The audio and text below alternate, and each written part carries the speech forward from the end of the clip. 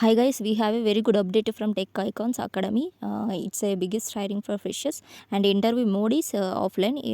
They also provided a link if you apply and they will screen your application. If you are selected in screening, then further details they will provide, and batches are 2021 to 2024. So if you are eligible, don't miss the opportunity. And skills also only one skill, that is Python. So let's see the more details about this opportunity. So friends, here you can see they have updated in LinkedIn portal, that is a company's Tek Icons Academy. They are hiring freshers and the position is software engineer. It's a IT side and skills Python, qualifications BE or BTech.